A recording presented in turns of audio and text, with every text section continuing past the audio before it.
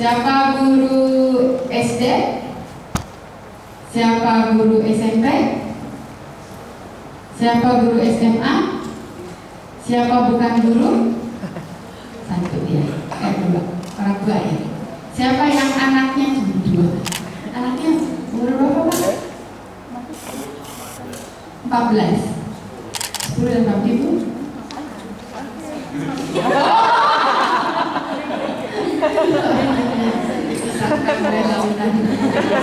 Ya, jadi banyak yang SD ya? Benar ya? TK dan SD.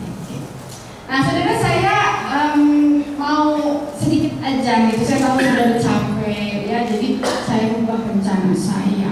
Ya, saya tahu saudara capek, saya khawatir kalau susah-susah kayak tadi workshop 1. Saya tahu saudara tidur. Jadi saya mencoba untuk tidak susah. Kalau sampai susah ya apa boleh buat ya. Jadi saudara, hari ini kita mau bicara teknik cerita deh ya, yang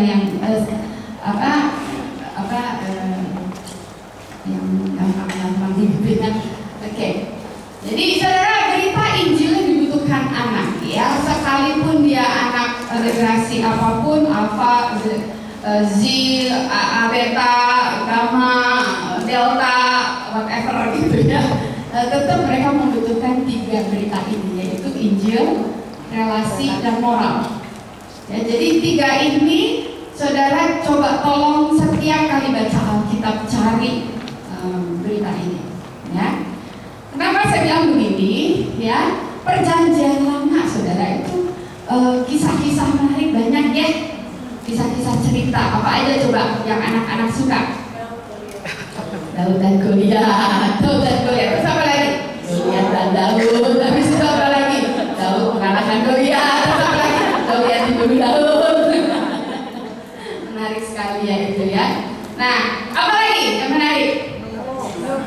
Daniel di gua singa, Nabi Nuh, ya, Nabi Nuh lagi, gitu kan? Terus apa lagi? Sakyus lama. Penciptaan. Sakyus lama.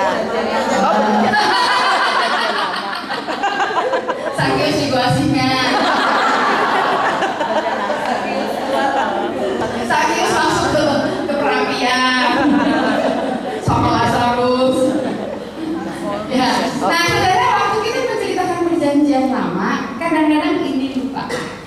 Ya, Injil ya. Terus kita masuknya hanya ke moral saja. Jadi, anak-anak, Daud itu mau bisa mengalahkan Goliat karena apa?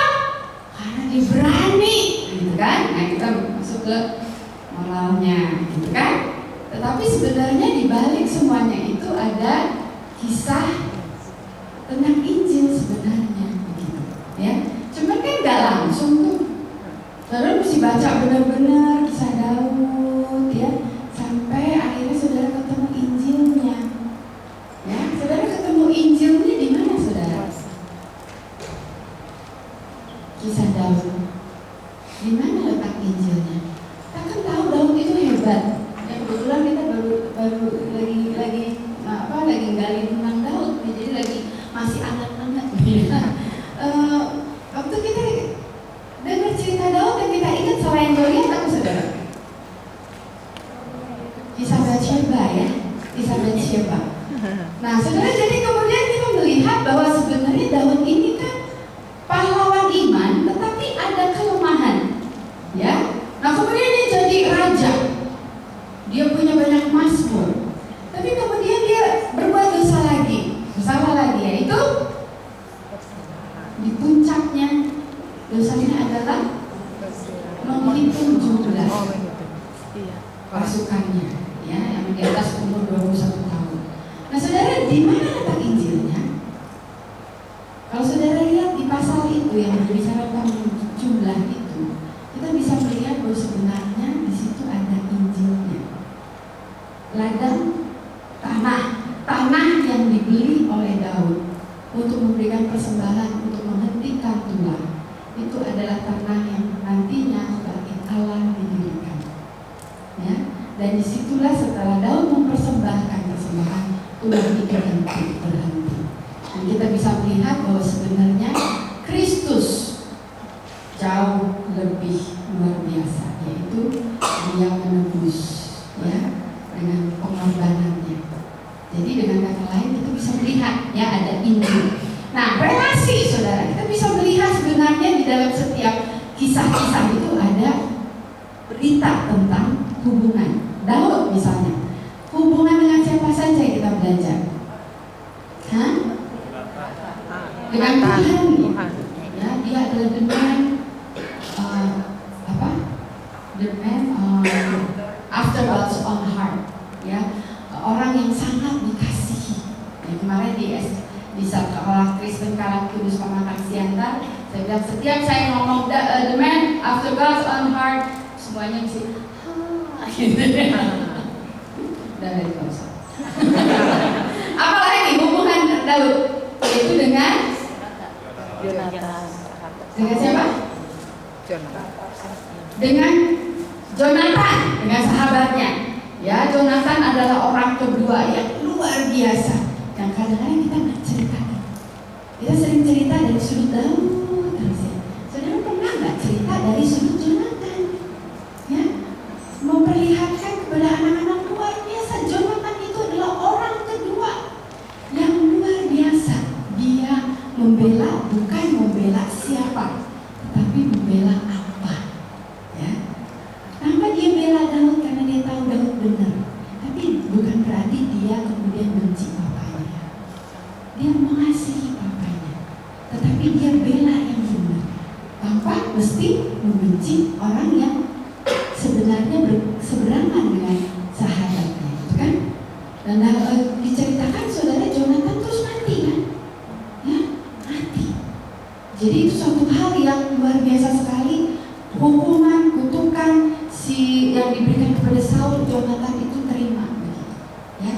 Nah kemudian saudara, apalagi relasinya Daud dengan Saul itu juga luar biasa. Ya, kenapa? Karena Daud begitu menghargai pemilihan Tuhan, tapi dia nggak berani menyentuh. Ya, tapi lucu saudara, pertama kali Daud bertemu dengan Saul, lagi ngapain sih Saul? Kesempatan dia untuk menjadi raja waktu itu. Lagi peluk. Ya Tuhan itu malah bercanda ya. Lagi sakit peluk.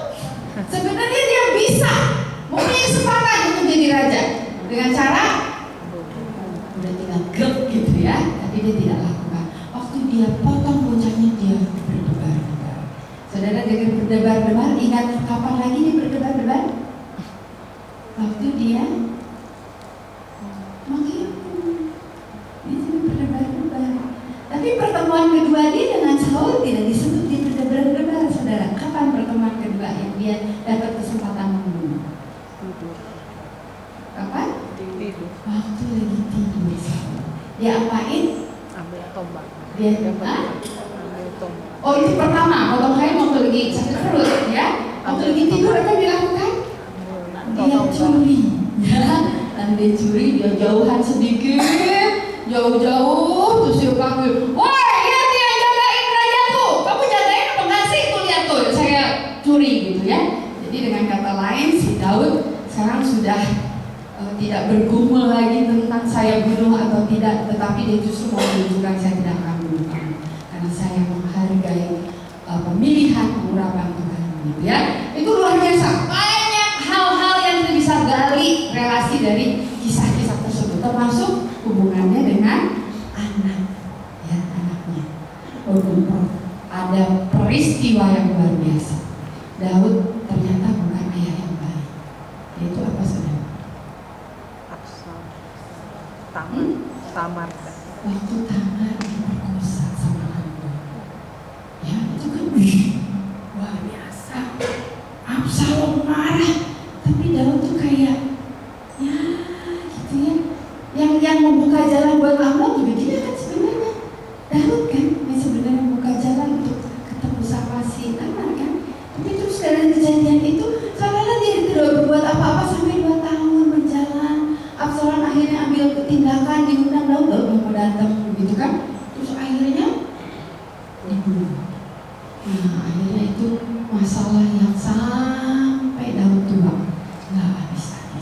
ya saudara, masalahnya sebenarnya di dosa Batsheba yang terus akhirnya konsekuensi yang harus dia dapat.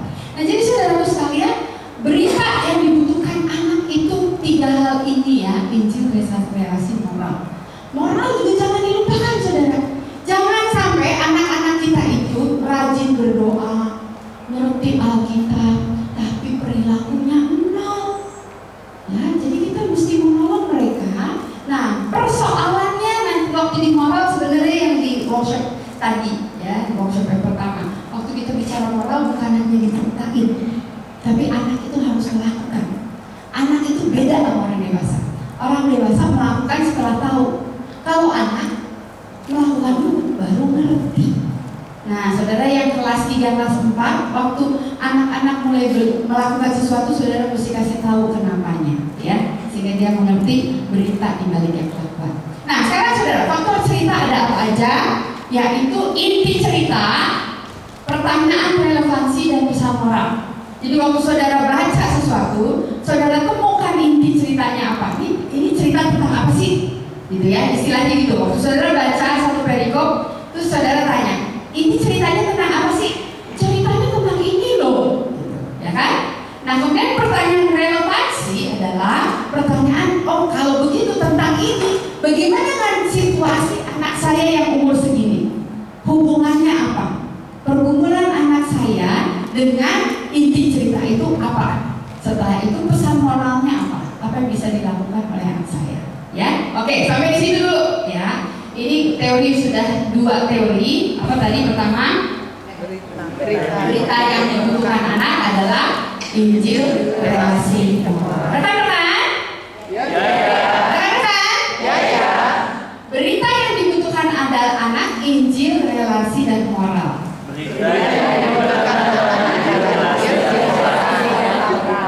Iya. Rekan-rekan? Ya.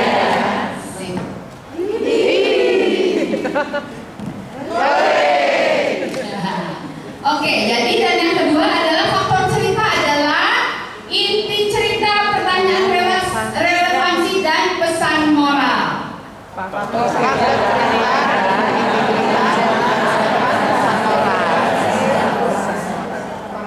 Ya, rekan-rekan? Ya.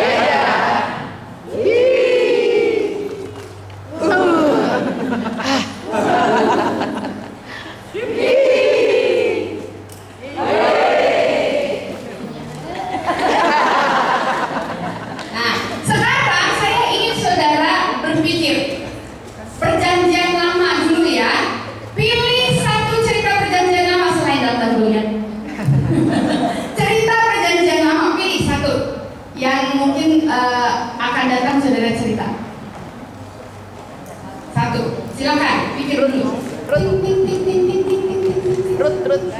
Ruth. Ada sudah? Saya kalau saudara bingung apa, saya anjurkan saudara antara Bilangan dan Joshua. Ya, Bilangan seru-seru juga. Ya, kalau saudara nggak tahu saya mau cerita apa, pilih antara Bilangan dan Joshua. Sudah dapat? Oke, sekarang saya minta saudara baca bagian tersebut, satu perikop atau berapa bagian. Saudara temukan ini ceritanya, pertanyaan relevansinya, dan pesan moral. 5 menit.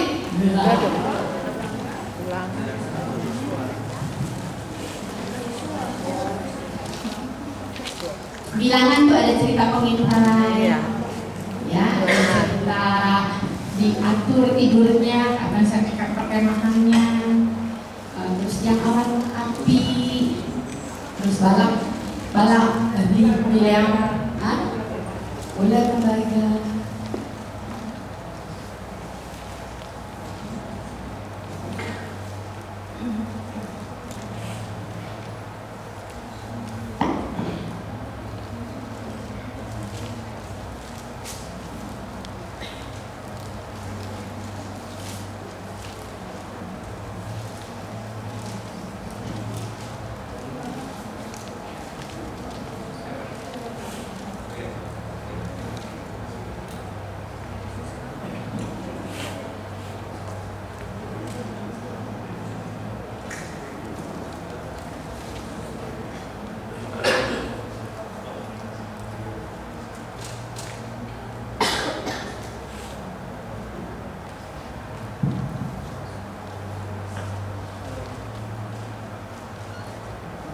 inti cerita dulu deh ya, inti cerita dulu supaya bisa bertahap.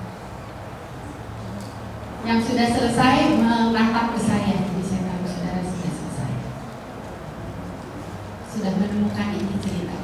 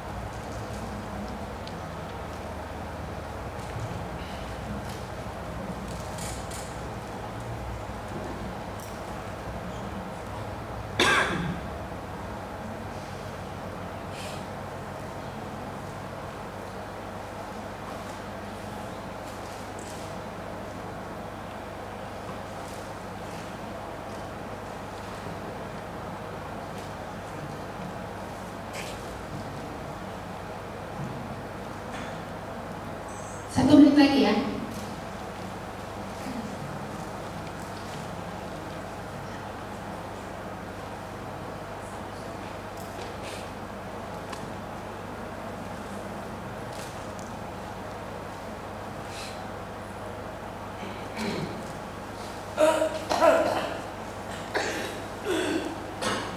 Oke. Ya, siapa yang mau ceritakan apa pilihannya, kemudian inti ceritanya apa? Silakan. Angkat tangan. Ya. Tentang 12 pengintai. 12 pengintai. Ya.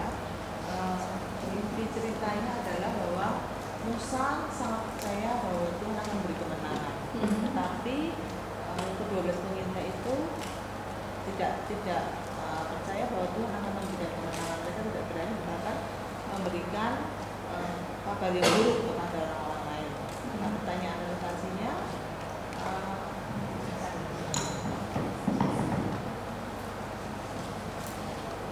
ini cerita sudah ya tadi ya? Ya, ini cerita. Pertanyaan relevansi sudah dapat. Ya, pertanyaan relevansinya,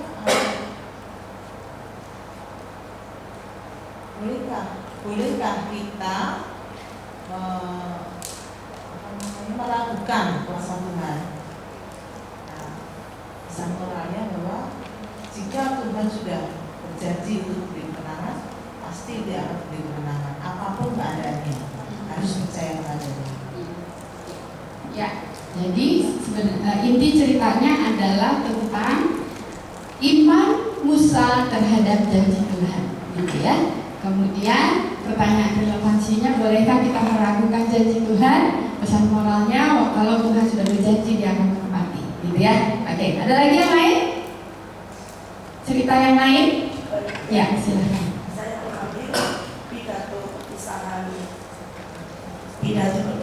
Yosua. Oh, sampai Jokowi. Yosua 23 intinya adalah Yosua berpidato di hadapan rakyat tentang Tuhanlah sumber pertolongan bagi bangsa Israel dan tanggung jawab bangsa Israel dalam menjaga hubungannya dengan Tuhan. Pertanyaan relevansi, apa yang disampaikan Yosua kepada bangsa Israel? Mengapa pesan itu disampaikan? Pesan moralnya bahwa harus tetap taat kepada Tuhan apapun keadaannya. Pesan relevansi ya, pesan relevansi itu jadi pertanyaan relevansi itu adalah pertanyaan yang relevan untuk anak, gitu. pertanyaan yang relevan untuk anak dari cerita ini apa? Gitu, ya. Oke, ada yang mencoba lagi? Ya. Terima kasih, saya mau coba dari Bilangan 21 tentang ular kebanggaan. Ya. Inti ceritanya bangsa Israel marah-marah atau kata-kata melawan Tuhan.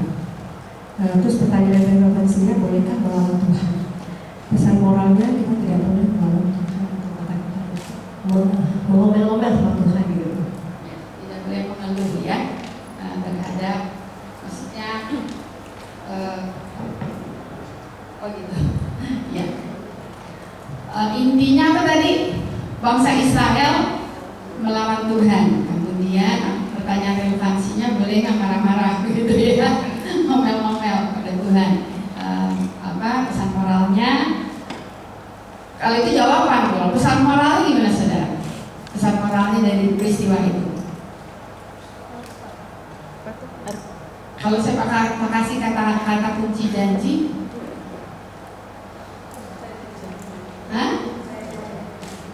percaya pada janji Tuhan dan jangan marah-marah waktu lagi menjalaninya, ya.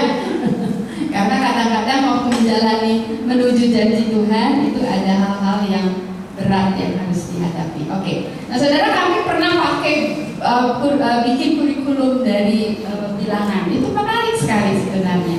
Saudara bikin bilangan penuh dengan angka-angka, padahal ceritanya menarik. Ya, jadi diawali dengan bagaimana Musa mengatur perjalanan. Ya kan, kalau saudara lihat itu sebenarnya angka-angka, terus ada suku-suku, itu kan aturan. Siapa yang jalan duluan, siapa berkemah di sebelah siapa, itu semua diatur. Kenapa diatur? Karena perjalanan itu panjang. Nah, saudara, untuk begitu aja tuh ya. Mengapa diatur? Karena perjalanan itu panjang. Adakah sesuatu pelajaran bagi keluarga di dalam hal relasi, berita relasi? Apa saudara? Anak-anak perlu belajar kalau orang tua ngatur, taat. Karena orang tua itu ngatur, guru ngatur, itu untuk sesuatu yang baik. Ada sesuatu yang mau dituju, begitu kan? Jadi belajar untuk taat, ya. Jadi kata kunci yang kami pakai waktu itu taat dan percaya. Jadi kalau kamu taat, kamu harus percaya, gitu. Waktu kamu percaya, kamu akan taat, ya. Jadi kemudian kita bikin lagu tuh, saudara. Tuhan memberi janji yang indah, namun jalan ke sana tak mudah. Dalam setiap saat senang atau susah, percayalah, percayalah bukan hanya pada apa yang bisa dilihat. Percayalah pada janji Allah, percayalah pada Allah. Waktu kau percaya, kau harus taat perintah. Waktu kau taat perintah, kau harus percaya. Taat, percaya, percaya, taat, taat, percaya, percaya, taat. Tuhan memberi janji yang indah, namun jalan ke sana haruslah taat. Dalam setiap saat senang atau susah, taatilah. Taatlah bukan hanya pada siapa yang bisa dilihat. Percayalah pada janji Allah, percayalah pada Allah, gitu. Oh, itu pokoknya. Jadi saudara, ini sebenarnya ada berita doktrin yang penting sekali, ya. Bagaimana seorang anak percaya pada janji Tuhan? Injilnya di mana? Wah, banyak sekali saudara, berita Injil sangat kuat.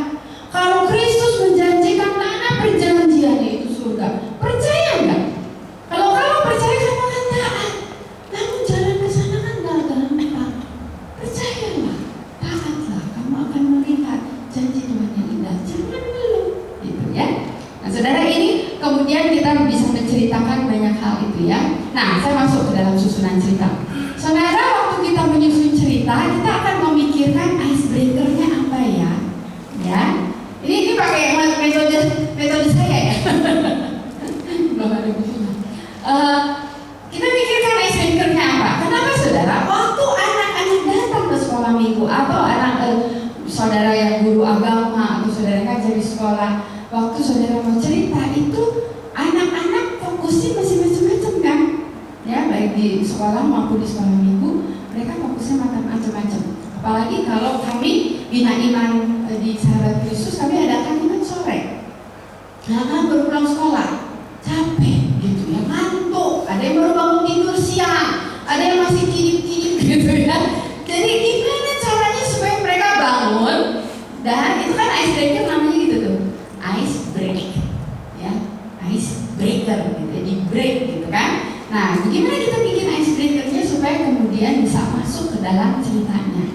Nah, kita bikin permainan-permainan yang relevan dengan topik-topik tersebut. Macam-macam saudara ya. Jadi misalnya kemarin ini kita bicara tentang Daud ya. Daud melakukan sebuah kesalahan ya yang dia itu, tetapi akibatnya harus dihadapi, diterima oleh banyak orang, banyak yang mati kena tulah gitu kan. Nah, jadi kita ajarin kepada anak-anak, jangan main-main dengan perilaku kamu, tindakan keputusan kamu. Tindakan keputusan kamu bisa berakibat pada orang lain, pada orang banyak. Nah, terus guru-gurunya bikin ice breaker gitu ya, salah satunya bikin itu tuh, apa namanya? Jenga kan saudara? Ini susun-susun terus ditarik satu-satu ya. Nah, terus ini gantian mereka tarik, terus gantian temennya tarik, temennya tarik, temennya tarik, terus bersatu tarik, wah jatuh gitu. Semua menanggung akibat gitu ya, salah satunya itu. Atau bikin itu apa? Tadi main nggak? Besok main nggak ya? Saya jadi itu lagi muka rahasia. Bikin 9 kotak. Jangan-jangan besok main. Yang Kalam Kudus kemarin Pematang Center main ya, 9 kotak. Kemudian pemimpin kelompoknya dipilih sama kelompoknya dari kelasnya. Ya, kamu jadi pemimpin kelompok. Kamu yang decide kelompok kamu mau berdiri di mana? Berdiri di sini gitu kan? Berdiri di sini. Ada bom, terus disiram gitu. Terus saya dipilih lagi kemana gitu kan? Jadi yang pilih satu orang tapi yang kena siram semuanya gitu. Nah, itu kan ice breaker. Kemudian baru cerita tentang si Daudnya. Nah, kemudian waktu ice breaker ada transisi. Setelah bermain, kemudian ada kalimat transisi. Seperti tadi kita ngalamin, teman kita ambil keputusan, kita semua akhirnya kena akibatnya. Demikian juga Daud pernah mengambil keputusan yang berakibat kepada orang banyak. Bagaimana ceritanya? Begini, gitu. Ngerti? Terang-terang? Ya. Masih bangun? Terang-terang? Ya. Bangun! Ya. Oke, jadi icebreaker, transisi, dan kemudian isi, dan terakhir aplikasi dan penutup. Jadi intinya waktu kita menyusun cerita, kita memikirkan icebreaker, transisi, isi, dan aplikasi dan penutup.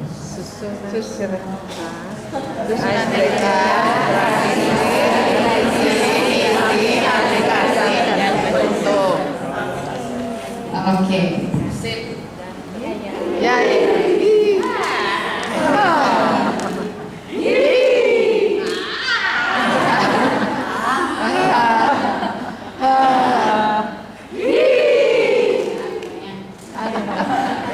Nah, saudara, unsur bercerita, ya saya mau mulai masuk. Waktu kita bercerita, ada unsur suara, ya.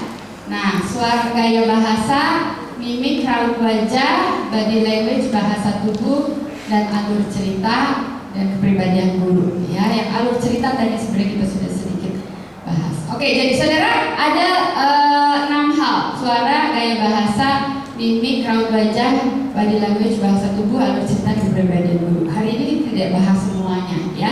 Kita bahas hanya beberapa saja. Pertama, suara. Suara itu penting untuk menghidupkan cerita, ya.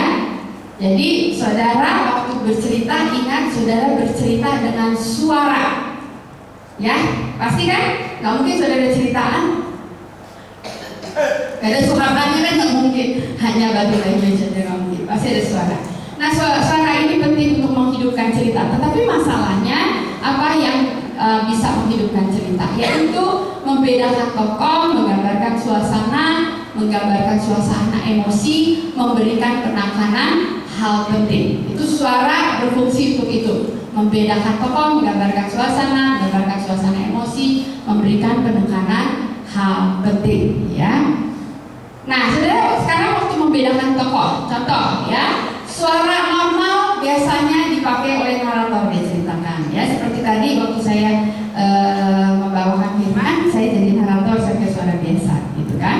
Nah, kemudian ada suara berat, yaitu suara laki-laki, ya. Kemudian suara ringan bisa perempuan atau anak-anak, suara halus tokoh baik, suara kasar tokoh jahat. Ini yang membedakan tokoh. Jadi kalau saudara waktu bercerita, untuk bisa membedakan tokoh, anak-anak jadi nggak kecampur baur. Ini siapa yang ngomong sih? Ya, misalnya contoh, siapa? Coba, saudara tadi sudah pilih cerita. Cerita apa yang ada laki dan perempuannya? Selain ini. Ayo, siapa? Coba. Miriam iri kepada Musa. Miriam harus. Oh iya, Miriam iri pada. Oke, nah, jadi saudara ada tokoh perempuan, ada tokoh laki-laki, ya kan? Kemudian ada narator, ya. Terus ada suara Tuhan juga, suara Tuhan yang lebih berwibawa. Kalau yang cerita adalah laki-laki, untuk suara Tuhan dan suara Musanya gampang karena laki-laki. Nah, cuman suara perempuannya bagaimana, gitu, ya? Oke, ada yang mau coba cerita dengan pembedaan tokoh ini?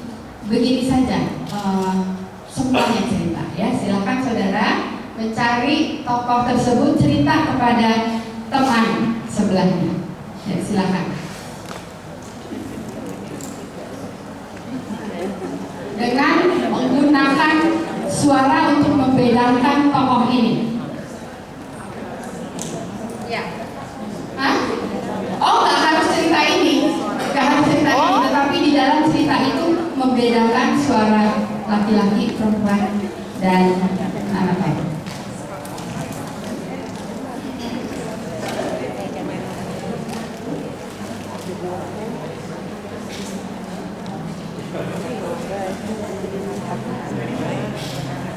Singkat aja ya, jangan cerita panjang lebar. Singkat aja. Salah satu dialog. Sambil saya keliling.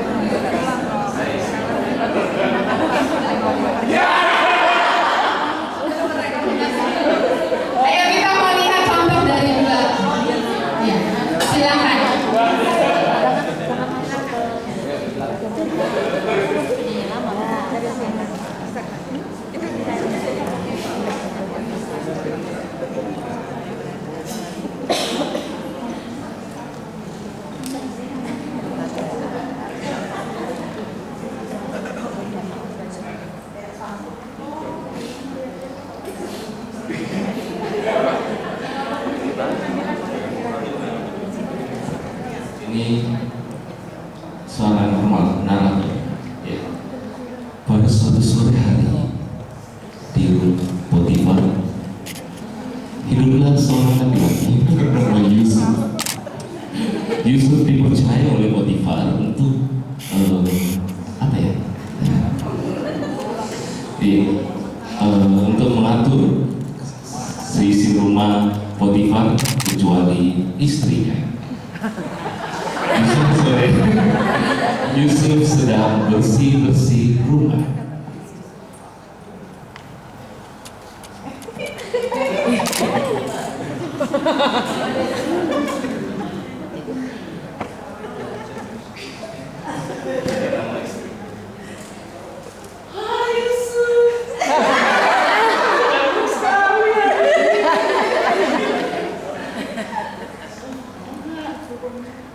Tidak bisa. Ya saya itu sudah diberikan kepercayaan sama Potifar. Semua kekuasaan dalam rumah ini sudah diserahkan sama saya. Cuma hanya kamu yang tidak diserahkan sama saya. Nah, saya tidak bisa berbuat dosa itu.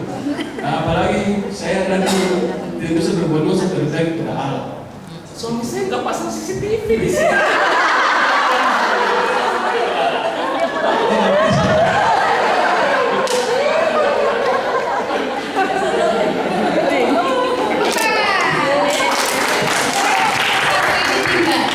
Ya, kan tadi kan drama kan. Nah, sekarang kita cerita sedih.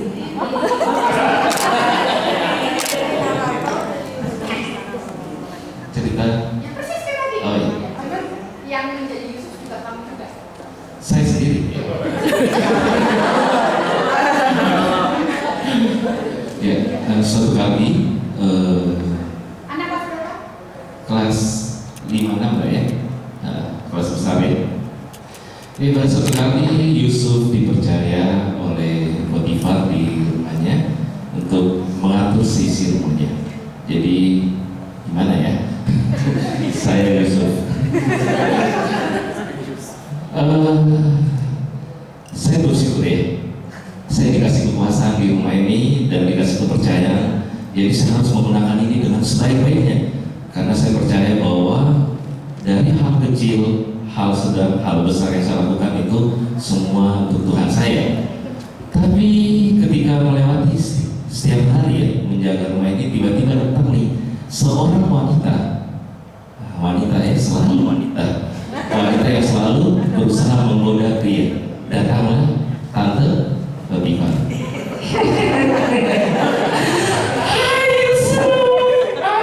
Rajin banget sih kamu, bersihin sana sini semua udah bersih, tinggal saya yang bersihin.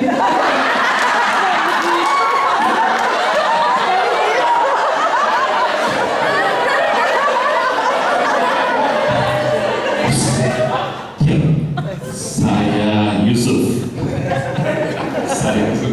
Saya tetap setia Tuhan saya dan saya tidak akan pernah tergoyahkan. Mau kamu seperti apapun, no. Oh, Yusuf yang benar, kamu akan udah cantik banget ini. Aku bisa kata. Ya, terima kasih. Tepuk tangan. Memang ada kesulitannya kalau misalnya laki-laki membedakan suara narator dengan tokoh laki-laki ya, seperti sama ya. Jadi bagaimana caranya saudara mesti memberikan misalnya begini. Laki-laki bicara tentang di suatu tempat, di suatu rumah ya ada seorang yang tinggal di sana, bekerja di sana, di rumah yang besar sekali. Yang tinggal di sana adalah Yusuf. Waktu Yusuf sedang bekerja, kemudian ada nyonyanya datang menggoda. Yusuf, ya main yuk sama saya. Lalu Yusuf berkata, gak mau main sama kamu. Saya harus bertanggung jawab. Lalu si ibunya ini terus menggoda, ayo Yusuf main sama saya. Yusuf tetap bersikeras mengatakan, enggak, jangan tuanku, nyonya saya mau bekerja. Misalnya seperti itu ya. Jadi harus ada apanya tuh? Yusuf berkata, ya. Lalu Yusuf, ya kayak gitunya Yusuf membedakan antara narator dan Yusuf. Cara yang lainnya yang saya caranya. Gimana caranya? Yaitu saya ceritakan begini. Anak-anak, ibu anak ini punya satu tokoh namanya Hawi. Hawi ini suka sekali baca Alkitab. Suatu kali Hawi membaca cerita Alkitab di kitab Kejadian, ya. Nah, waktu Hawi baca, kadang-kadang Hawi baca sampai dia tertidur, ya. Nah, kemudian waktu lagi tidur dia bangun. Terus dia bangun di dalam tidurnya, di dalam mimpinya. Hawi di mana nih? Tempatnya gede benar, rumahnya siapa ya? Ada siapa tuh? Ada kakak yang tampan. Siapa yang kakak yang tampan itu? Rajin banget kakaknya kerja, ya. Kakak lagi kerja di sini ya? Iya, saya lagi bekerja. Kakak, itu ada tante datang. Saya ingin ketemu ya kak ya. Lalu itu datang si tante itu datang. Terus tante itu nanya, Hawi liatin. Tante ngomong apa tuh? Tante itu bilang, Hawi, Hawi lagi. Tidak. Nah, gitu contohnya. Ya, ada tokoh yang menjadi narator dalam cerita, tapi ada narator lagi untuk menceritakan tentang Hawi. Jadi ada dua narator, gitu ya. Nah, itu salah satu. Nah, saudara, kemudian tokoh jahat dan tokoh baik. Coba saudara pikir, tokoh jahat dan tokoh baik. Siapa tokoh jahat? Siapa aja gampang di Alkitab? Goliat dan Daud. Tadi Goliat. Coba siapa yang mau cerita Daud dan Goliat? Sedikit aja. Cuma bilang satu dialog. Ayo, siapa? Mau coba? Ada? Yang perempuan? Karena ini dua-duanya laki-laki. Ibu dah.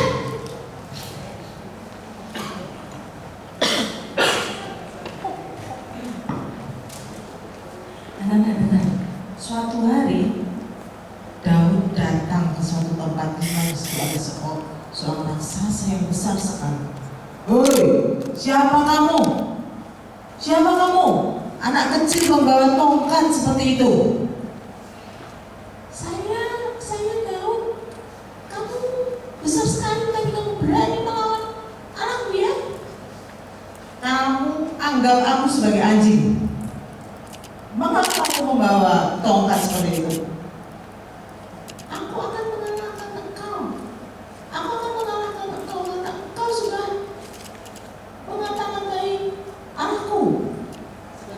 Oke, ya. Saya mau latih saudara sedikit untuk lebih ganas. Tepuk tangan. Nah, sekarang coba saudara bilang halo. Halo. Halo. Halo.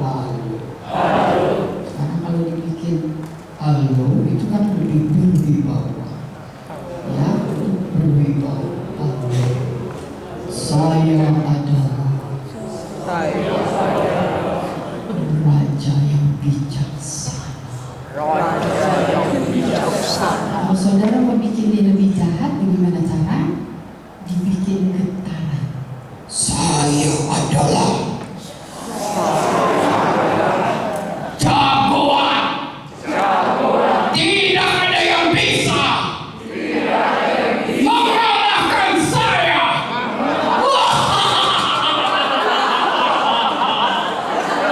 Coba ya, latihan. Ya. Lagi. Halo. Halo.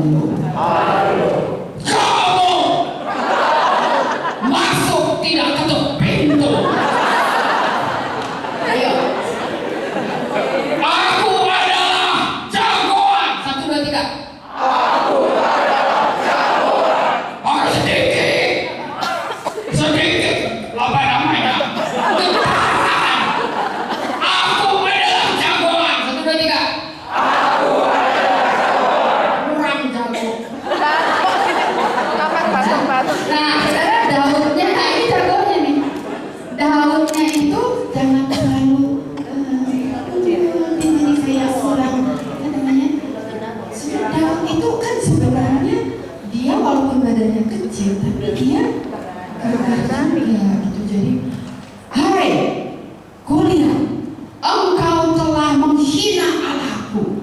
Ya, dia tetap coba nggak pakai hai Goliat. Ntar bingung yang mana Goliat mana Daud gitu. Tapi jangan bilang hai Goliat. Jadi kayak kelinci gitu kan ya. Nah, saudara itu membedakan tokoh Hasan. Nah, sekarang menggambarkan suasana, suara menggambarkan suasana. Suasana padang rumput yang luas. Coba sekarang saudara bilang luas sekali. Luas sekali. Ya kalau saudara bilang luas sekali. Luas sekali. Nah, ngebayangin luasnya. Tapi kalau saudara bilang luas sekali. Ya, jadi saudara menggambarkan suasana itu luas sekali. Kemudian apa lagi? Malam yang dingin. Coba. Malam itu dingin sekali. Malam itu dingin sekali.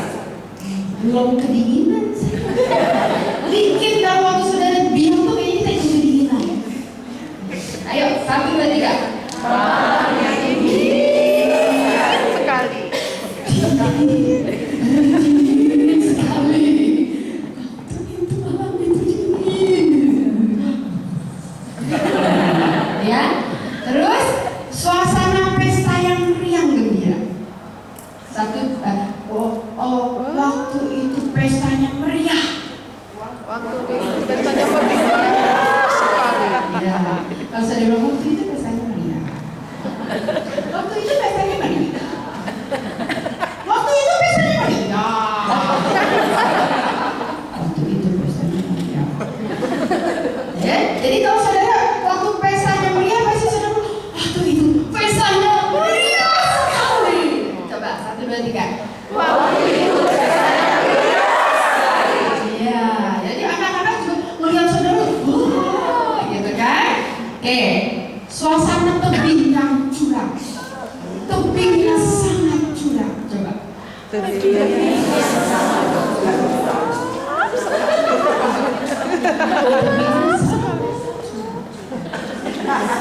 Hati-hati saudara sama anak-anak khususnya anak TK, anak SD.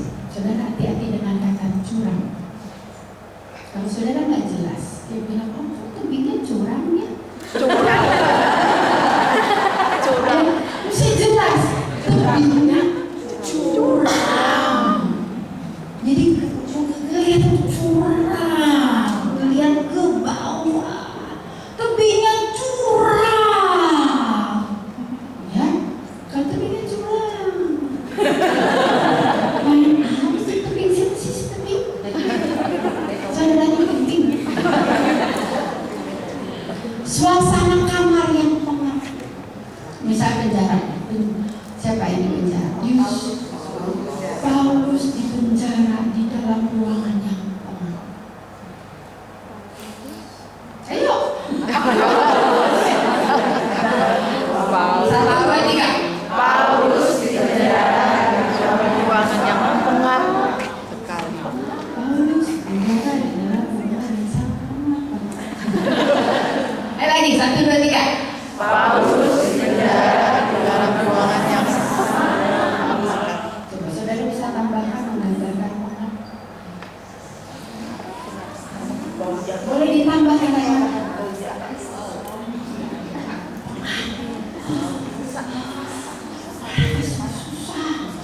Pengap sekali, ya.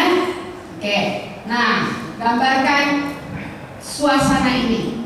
Siapa yang mau? Semuanya.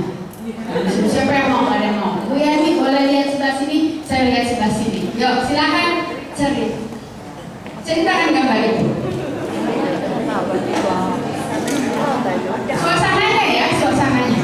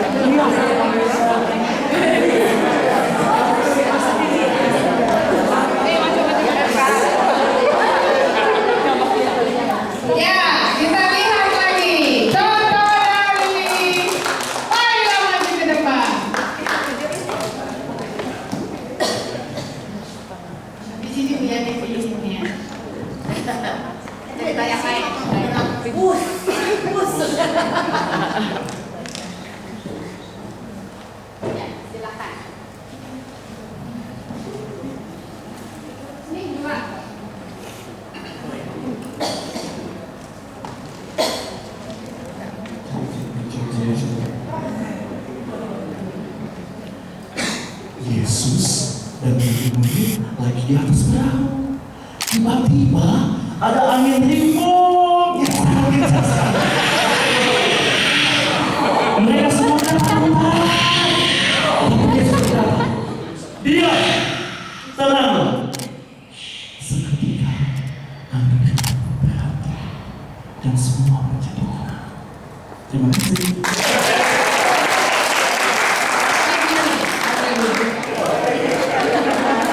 Sekarang bagaimana kalau kamu sendiri bercerita, tapi harus dengan kamu nggak harus kamu yang, tapi saya mau ada. Waktu itu murid-murid dan Yesus sedang berada di atas perahu. Tapi hari yang tenang itu tiba-tiba berubah menjadi gelap. Lalu gelombang mulai besar. Tiba-tiba ada badai yang kencang sekali.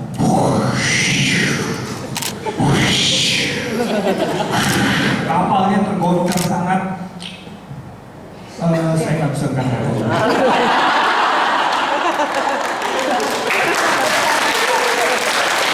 Sound effect, saudara kalau mau perlu sound effect, nomor WA. Cara lain supaya ada sound effect, bagaimana caranya? Kita bilangin anak-anak, kalau ibu cerita begini, kamu bilang ya, coba anak-anak 1, 2, 3. Kalau misalnya ibu bilang begini, kamu bilang ya, coba.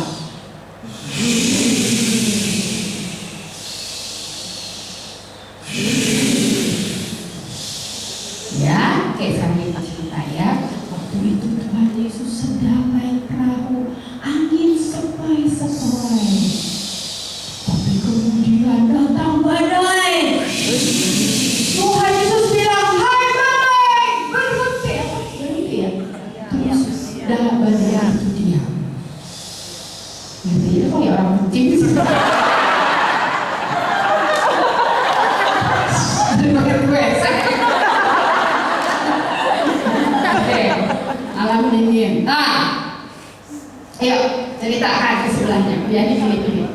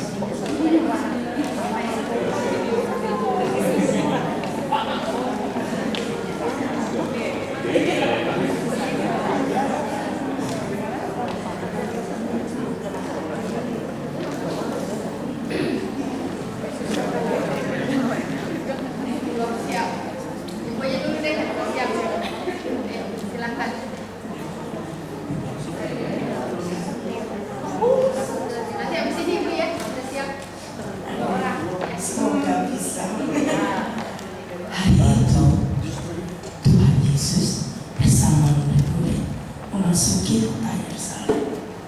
Saat itu penduduk sedang merayakan hari raya Pondok Daun. Waktu Tuhan Yesus lewat, mereka semua bersorak, "Hosana, Hosana!" Semua orang bergembira. Sudah siap?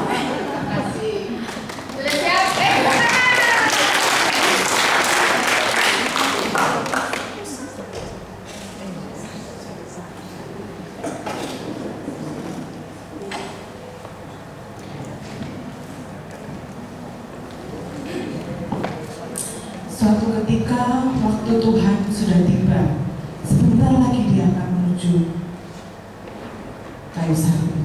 Tapi sebelum waktu Tuhan tiba itu, Tuhan sudah menyuruh muridnya untuk mencari seekor keledai, dan keledai itu akan dipakai untuk masuk dalam kota Yerusalem.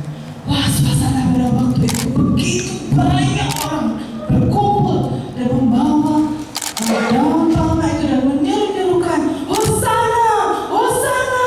Wah, semua orang berteriak, Hosana, Hosana, ditinggikan anak Daud.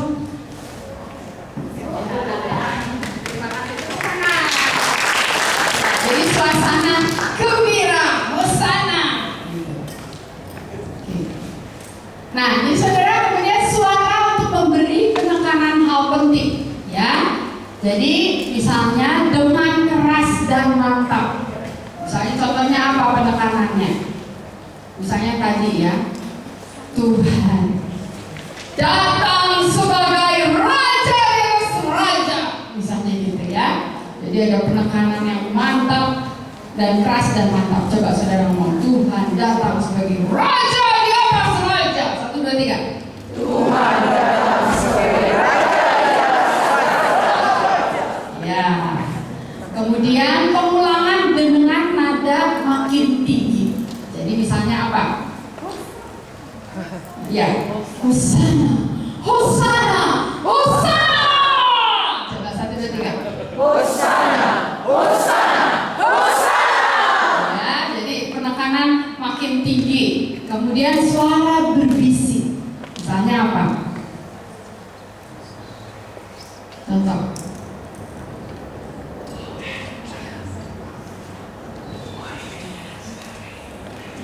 Penekanan penting. Penekanan penting. Gini saudara, tidak selalu saudara menekankan sesuatu harus dengan suara keras. Kadang-kadang saudara harus, tadi saya aja diam, jadi saudara kan.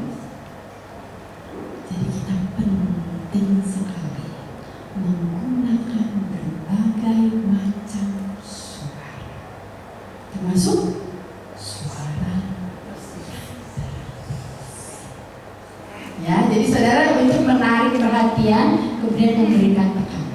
Tapi saudara mesti lihat-lihat, kalau anak-anaknya ribut, kemudian saudara nggak bisa narik, misalnya ya, anak-anak perhatikan, mereka nggak perhatiin, saudara mau ngomong suara pelan, mereka ngerti nggak? Coba deh saudara sekarang berisik deh kayak anak-anak, berisik.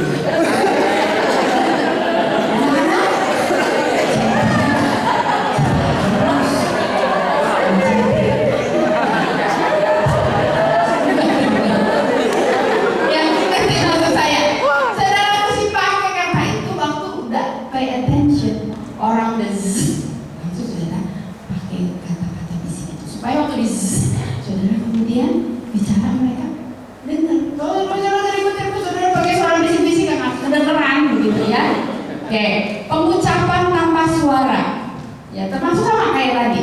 Ya, udah jadi kita harus menjadi anak yang apa? Taat. Jadi yang bersuara mereka, gitu ya. Oke. Mendadak keras, mendadak keras. Contoh. Kita waktu lagi kita bercerita, kita juga harus melihat apa yang penting, gitu ya.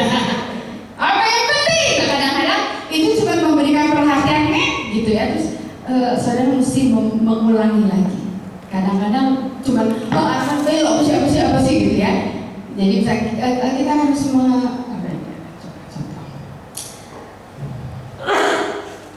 kita tidak bisa hanya menjadi anak-anak dunia. Kita harus menantikan kedatangan Tuhan Yesus yang kedua kali.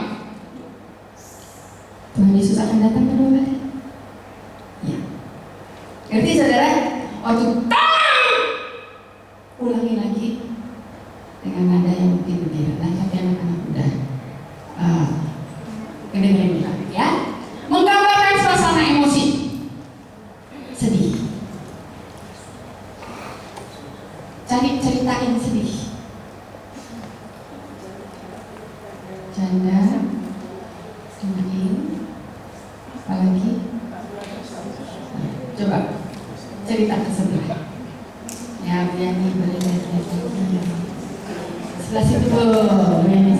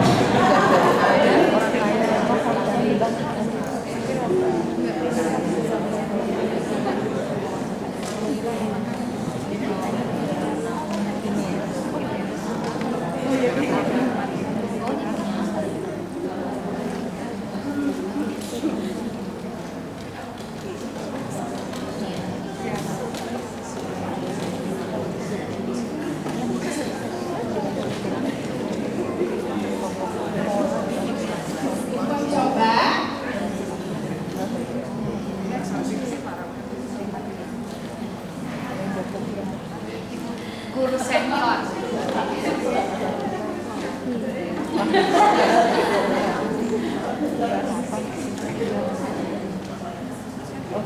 Teman-teman boleh lihat ke sini.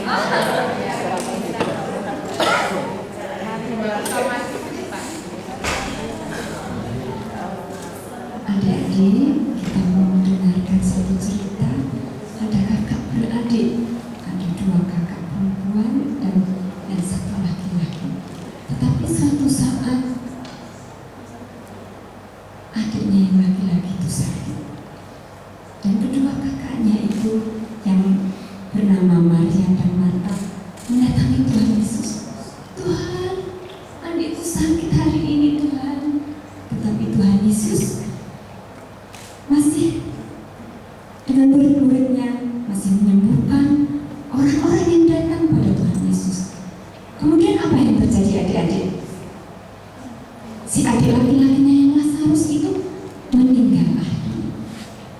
Kemudian saat Tuhan Yesus datang lagi ke tempat mereka, si Marta menangis, Tuhan, kenapa Tuhan terlambat? Kalau Tuhan datang pada tempat kemarin, adikku pasti tidak akan mati Tuhan.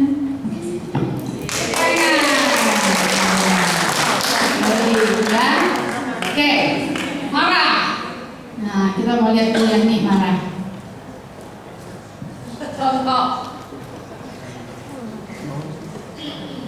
Wah, kenapa pilih saya? Sekarang kita punya nih.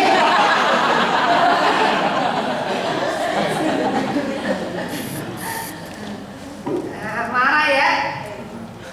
Ya, kok seperti ini tebar kaget. Cerita yang marah. Kita punya marah. Oh, Tuhan Ismail marah di bait. Aku melihat sekarang ini orang-orang bukan lagi menyediakan barang untuk persembahan. Kalian ini apa-apaan? Menyediakan barang sembarangan, menjual dengan harga yang luar biasa mahal. Kalian sedang menghina lah. Saudara, marah itu macam-macam. Marah yang kudus, ya kan? Marah yang maksudnya marah dari kemarahan Tuhan Yesus adalah marah yang kudus. Jangan sampai saudara bisa bilang, apa tadi? Kamu lihat? Kalau itu tadi lumayan pas gitu ya. Jangan sampai saudara marah yang kudus jadi kayak, oh ya. Dan kata-kata yang dipilih juga penting. Oke? Mau coba marah? Silakan. Gak apa-apa, suara yang keras. Saya nggak akan pilih saudara. Saudara takut nanti di sini. Saya nggak akan pilih. Silakan. Lampiaskan kemarahanmu. Siapa aja yang marah? Selain Tuhan Yesus di membersihkan bait Allah, apa? Herodes. Siapa lagi? Musa.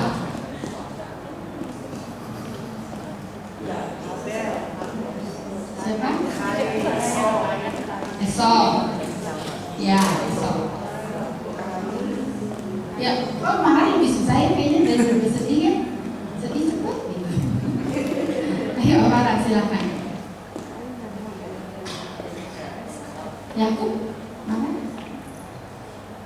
Dan tidak selalu marah itu berteriak, ya kan? Bisa juga didiam. Kesal. Aku diambil. Itu Esau ya. Marah bukannya diambil aja.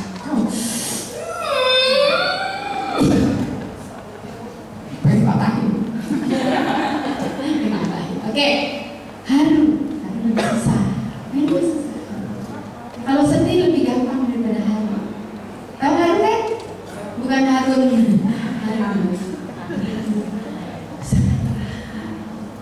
Ya, jadi kalau terharu itu ada kesedihan tapi ada senyum. Ya, jadi kalau saudara haru nggak ada senyumnya itu bukan haru namanya. Biru. Oke. Senang surprise. Aduh kaget ya. Ada kaget tapi kagetnya senang gitu ya. Kemudian bangga. Aku bangga menjadi anak Tuhan. Apakah anak-anak bangga menjadi anak Tuhan? Lause bangga menjadi anak Tuhan karena apa? Karena Lause mendapatkan kasih anugerah hadiah yang terbesar untuk bisa masuk dalam kerajaan surga. Ya, oke. Putus asa. Saudara putus asa gimana? Udah, nggak mungkin. Nggak mungkin bisa lah. Ada apa sih cerita yang putus asa? Cerita Alkitab yang putus asa apa? Orang Israel, aduh makan mana lagi.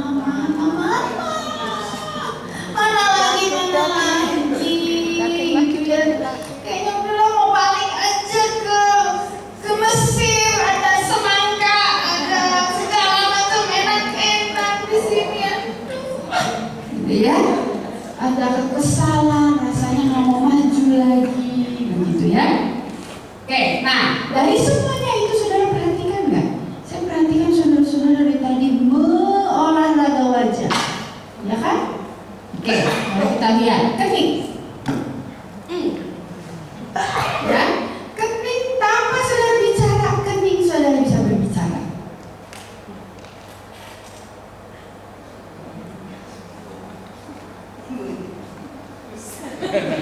Ya, coba kasih lihat teman sebelah. Yang nggak pakai poni nggak usah ikut begini. Itu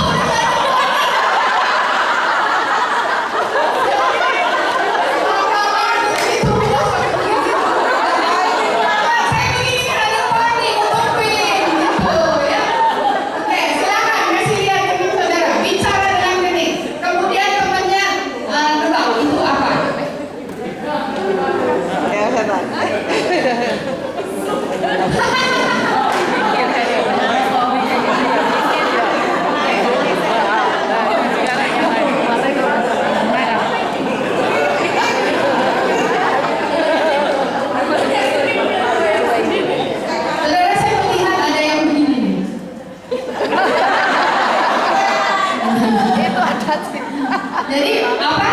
Dengan kening ditambah bola mata ada di mana? Ya, bola mata ada di mana? Ya, oke. Lanjut, mata kan? Mata saudara bisa menggambarkan itu. Marah.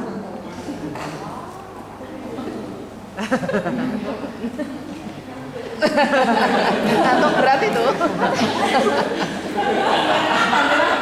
Kaget. Makasih. Coba ini.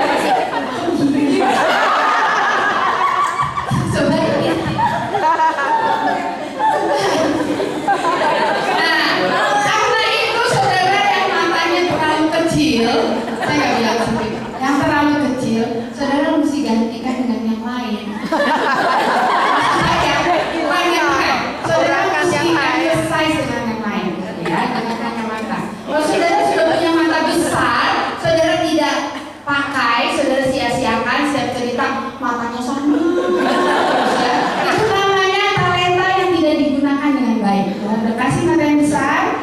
saudara pakai dengan baik. Jadi mata coba kaget. Lesu,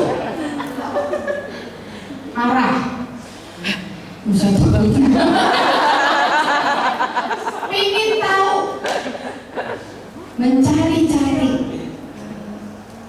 genit dikit,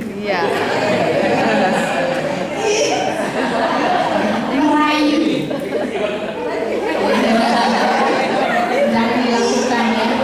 Oke, bibir atas saudara, bibir atas juga bisa bicara.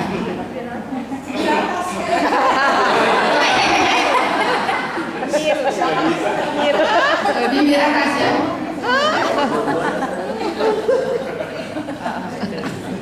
Ya kan? Oke. Rahang bawah. Heran. Ya, heran. Nah, sekarang bisa dikombin semuanya. Ya, kombin semuanya. Heran. Pakai rahang bawah, pakai bibir atas, pakai mata, pakai kening. Heran. Kaget. Ya. Jadi bibirnya kan pas itu saudara nggak kaget. Udah matanya gitu kan ya, jadi ada kombinasi. Nah sekarang posisi tubuh, ayo berdiri.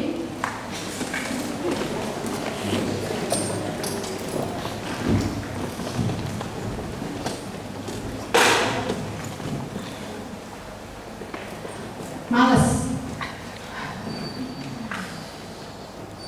tertarik, pingin tahu,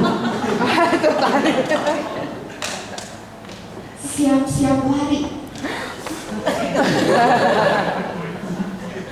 udah tua, pinggang sakit, hamil, mau melahirkan. Oke, duduk.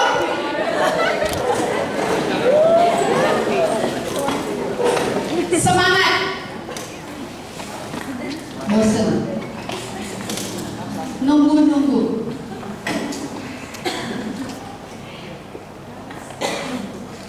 Siap lari.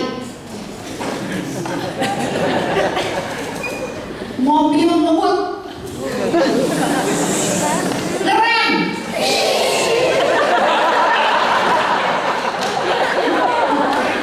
Badai. Gempa bumi. Betul-betul mainin.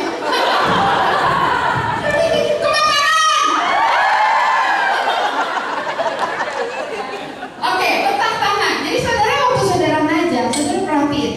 Kalau punya teman, ya temennya ya kalau hari ini hadir apalagi ya, temennya tolong kasih lihat. Kadang-kadang ada orang kalau ngajar itu ya nggak sadar, ya seperti anak saya kalau ngajar kalau ngomong sampai sekarang, ya kadang-kadang suka gini-gini tuh, ya dia goyang-goyang. Jadi anak-anak hari ini ibu mau cerita, ya tentang Tuhan Yesus menenangkan angin ribut, udah angin ribut dulu aja. Ya, ada juga ya, gini, gitu, goyang-goyang, ya, gitu. Jadi terus gini, bunyi lagi, itu akan mengganggu konsentrasi. Nah, teman kalau ngasih tahu, kamu tuh begitu, gitu, ya. Terus letak tangan juga gimana? Ada yang taruh di sini, terus bolak-balik. Jadi anak-anak waktu itu ya, Apa yang hilang? di rumah Potifar. Kemudian Potifar datang menggoda Yusuf. Terus Yusuf bilang, dia nggak mau digoda. Ini kenapa sampai boleh gitu? Saudara bisa bayangkan itu anak Kuncinya hilang. kiri kanan pusing. Kenapa dia masuk ke sekolah itu? Dia bilang papa pusing. Bolak-balik. Dari Nah, ada orang-orang tertentu, termasuk guru minggu saya waktu kelas SD, dia kalau cerita itu sangat bersemangat. Saya duduk paling depan, tapi saya kemudian berpikir, kayaknya lain kali saya mesti ngapain.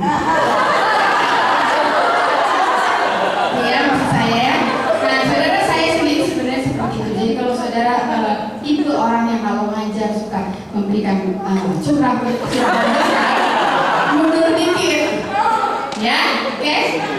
Nah, jadi letak tangan saudara ya, letak tangan mana di sini? Ada juga di sini.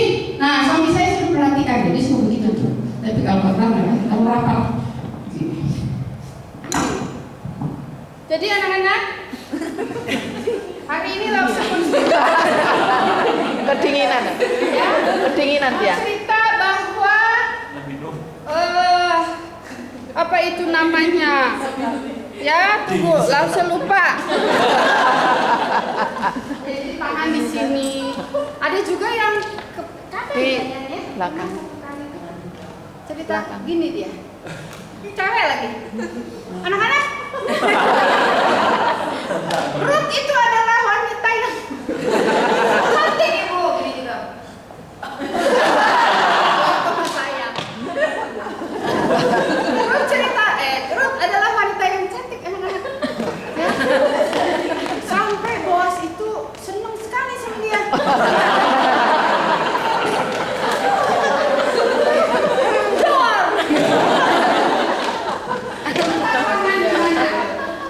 Posisi kepala, ada yang nunduk aja. Anak-anak, Malu dia. ya kalau saudara malu, mendingan ya saya kasih tips. Saudara kadang-kadang suka grogi, Grogi, kalau ya. anak-anak lihat. Saya juga kadang-kadang gitu. Tipsnya apa? Lihatlah di atas kepala mereka. Ya, di atas kepala mereka deket deh rambutnya, nggak usah matanya, lihat rambutnya atau di belakang gitu ya. Tapi saudara kan jadi ngelihatnya seolah-olah saudara melihat yang di belakang gitu. Padahal saudara melihat yang di belakang sekali ya, misalnya itu telepon, papan tulis ya. Tapi saudara lihatnya jangan nunduk.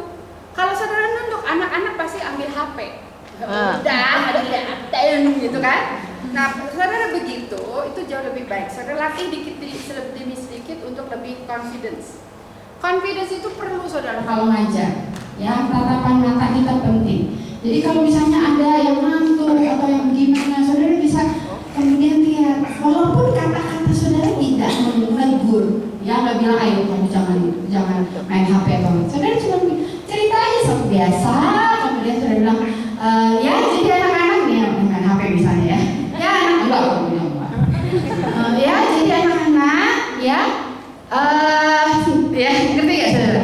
Atau sampai saudara ini ya kan? Gitu. Ngerti? Nah ya jadi itu membuat mereka merasa diperhatikan. Posisi kaki ya, tadi kita udah bicara posisi kaki. Ada yang begini ya, saya cenderung begitu sih ya. Itu kelemahan saya. Karena itu saya pakai celana panjang. Kalau pakai rok saya begini tuh aneh saudara ya. Jadi saya pernah satu kali ini yang negor saya, ya saya ceramah dengan Esther Cahya. Tahu ya Esther Cahya kan sangat feminim ya. Jadi Bu Esther Cahya pakai rok segini, saya juga pakai rok ya. Saya dulu ya, saya juga pakai rok sama dia, feminim juga. Bu Esther Cahya dirinya begini. Ya saudara-saudara, mendidik anak-anak, ya. Terus saya di sebelahnya. Kapok saya pakai rok. Ya. Jadi posisi kaki, seni gerak tubuh, menggambarkan aksi cerita. Ya, berat atau ringan? Diri, angkat berat.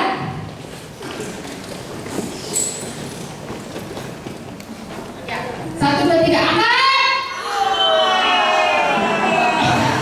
Coba kasih lihat teman sebelah. Angkat. Saudara, gini ya, coba lihat ya. Saudara angkat nggak mungkin begini.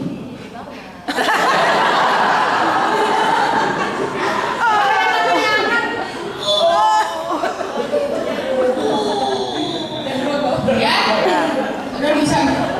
Itu angkat.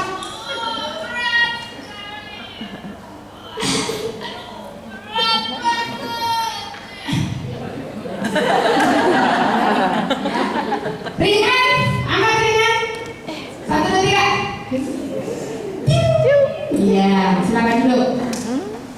Tingkat kepentingan atau kepanikan. Begitu lagi.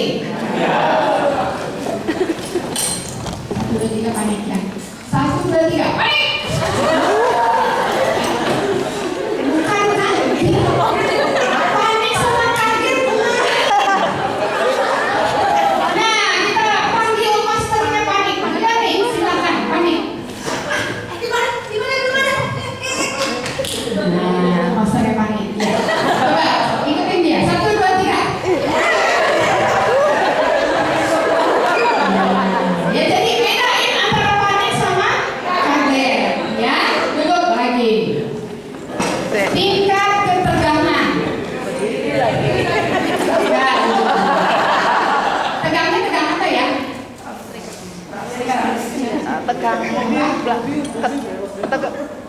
belok-belok, Nah. Bang, yuk, mobil belok-belok, 1, 2, 3. Saudara nggak ikut nyetir, nyetir. 1, 2, 3. Iya, benar-benar.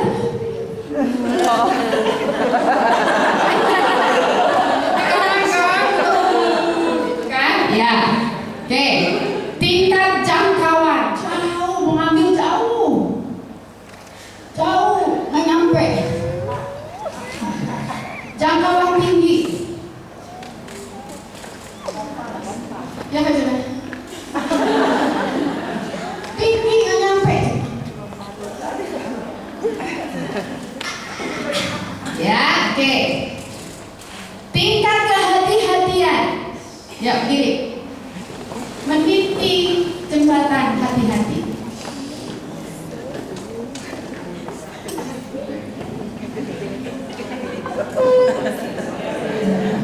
Ya, kalau hati-hati kan pasti saudara.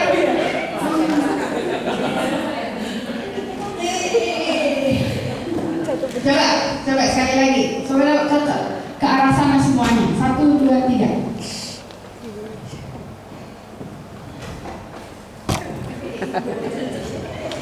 Ya, balik. Bawa sesuatu benda yang pecah belah. Hati-hati bawa.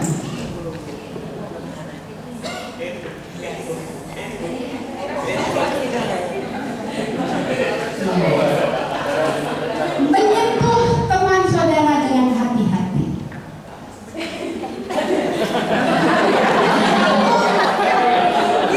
Oke, duduk.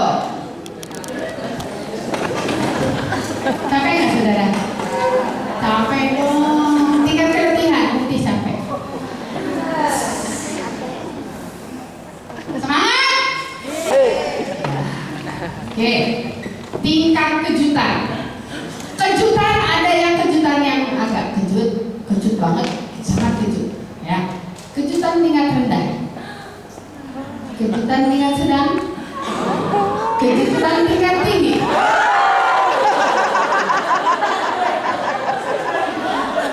Oke, nah saudara sekarang pribadian dulu. Banyak orang bertanya, Bu, saya jadi guru sekolah minggu, cerita apa mesti saya ibu semua? Jadi bikin malu gitu ya. Enggak ya saudara, setiap guru punya temperamen masing-masing. Ada yang melankolis dan flegmatis, koleris, sanguin. Melankolis itu kalau cerita yang sedih-sedih bagus ya, anak-anak bisa cenderung kemudian terharu dan menangis gitu. Tapi kalau saudara terus-menerus cerita begitu, anak-anak saudara, murid-murid saudara koleris, yang flegmatis, ngapain nangis? Nah, si ibu nangis gitu ya, nggak ngerti. Kalau anak-anak melankolis itu terharu gitu ya, anak-anak yang lain baper banget sih gurunya gitu ya. Jadi saudara mesti mengimbangkan. Nah, saudara yang flegmatis mau cerita yang halu-halu gimana, nggak bisa gitu ya. Anaknya waktu itu Maria sedih sekali, nggak bisa gitu ya. Nah, saudara bisa bantu dengan apa? Dengan gambar. Ya, kalau saudara muka saudara cuma segitu-gitu aja, mau gimana-gimanain juga ya, datar begitu ya. Saudara mesti bantu dengan gambar. Seperti kalau saudara matanya kecil, saudara bantu dengan Yang lain. bisa bantu dengan gambar. Atau minta bantuan teman yang lain seperti tadi ya, minta bantuan. Saudara yang koleris, ya, wah, saudara bisa kalau cerita tentang kemarahan anak apa, wah, begitu ya, bagus. Jangan cerita orang marah-marah terus. Nanti anak-anak pulang jadi anak pemarah terus. Ya ceritanya, kalau cerita Herodes, wah bagus. Tapi kalau cerita orang bijaksana, bagus, gitu ya. Nah, yang sanguin, wah, loncat-loncat ke sana kemari. Kadang-kadang saudara mesti tenang sedikit, ya. Oke?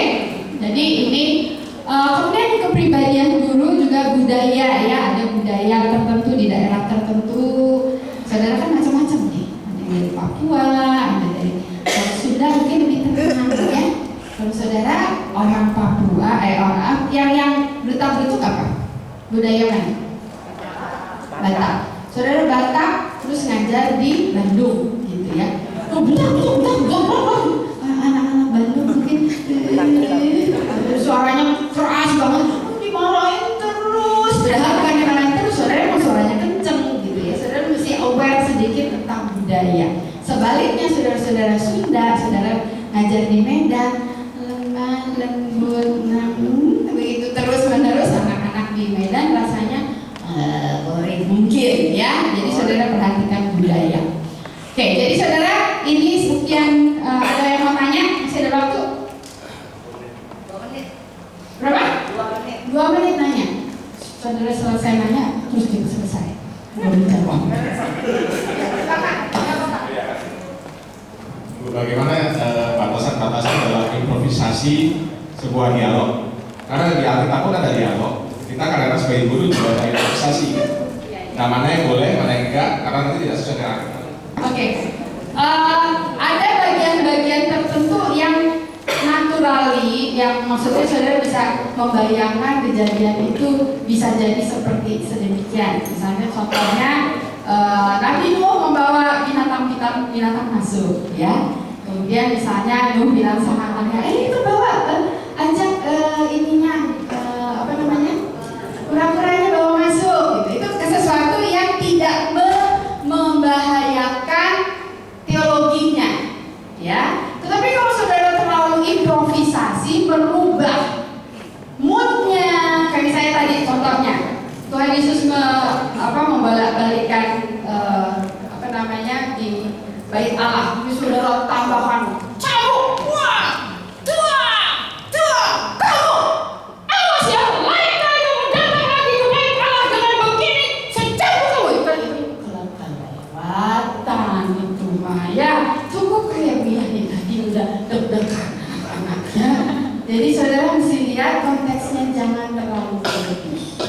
Dan lihat sebaiknya memakai dialog di dalam Alkitab, namun diberikan nuansa penghayatan. Tujuan kita yang tadi kita lakukan bukan sekedar untuk supaya anak-anak dengar, tapi supaya anak-anak mengerti moodnya, mengerti suasananya, suasana emosi, suasana hati pada saat situasi tersebut, sehingga anak-anak bisa melihat poin-poin yang penting dalam pengajaran. Misalnya contoh yang Tuhan Yesus menerangkan angin tersebut.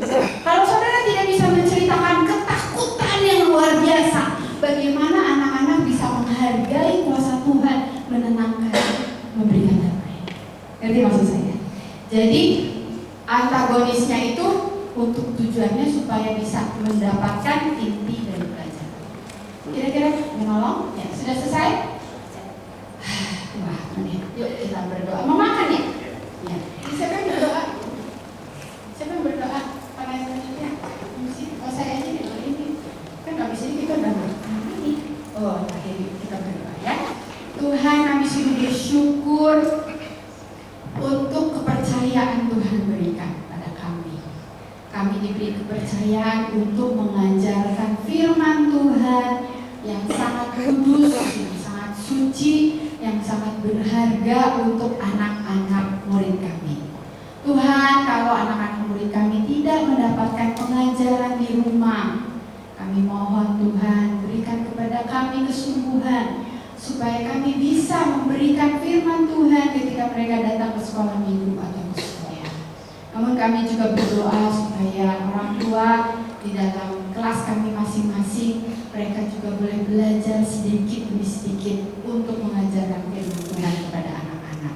Tolong kami Tuhan yang sudah lama mengajar maupun yang baru mengajar, mampukan kami memahami isi firman Tuhan sehingga kami bisa menghidupkan cerita Alkitab yang sudah lama boleh menjadi hidup kembali di dalam hidup anak-anak, dan anak-anak menyukai firman Tuhan sebagai cerita yang hidup, sebagai sebuah sejarah yang sangat berharga dalam hidup mereka.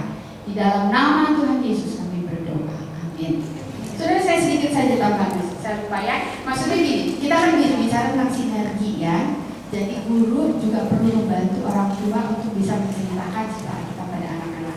Saya cuma mau tambahkan satu, kami ada metode yang kita sebut cedolata. Cerita, dorong, latihan, tanya. Nah, maksudnya apa? Kadang-kadang kita kasih kepada orang tua ceritanya. Nanti minggu depan anak-anak mendapat cerita ini, tolong diceritakan dulu di rumah. Waktu mereka datang, kita kemudian mendorong mereka untuk menceritakan. Ayo, papa mama udah cerita apa? Mereka yang cerita, ya. Nah, kemudian bisa juga si orang tuanya, kita udah cerita, ya. Kemudian memberikan dorongan kepada anak-anak untuk cerita lagi di rumah. Kita kasih latihan, cedok, laka. Kemudian kita bilang sama orang tua, tolong tanyain ya, pertanyaannya ini. Nanti orang tua akan nanyakan dengan pertanyaan yang kita kasih, dia tanya-tanya. Gitu. Berarti saudara, jadi itu salah satu kerjasama dengan orang tua. Kita kasih toolsnya supaya cerita itu nyampe ke rumah dan cerita di rumah nyampe ke kita. Anak-anak kecil bisa cerita. Ya, anak saya umur 3 tahun waktu itu gurunya suruh cerita Tuhan Yesus bangkit, ya, di videoin sampai sekarang itu menjadi kenang-kenangan yang indah sekali. Anak 3 tahun kita siapkan di rumah, kemudian cerita di kelas, gurunya rekamin 1:1. Itu indah sekali. Ya, oke, selamat malam, selamat makan. Rekan-rekan sekalian, makannya di ruang kabah di bawah, jadi segera ke sana. Terima kasih.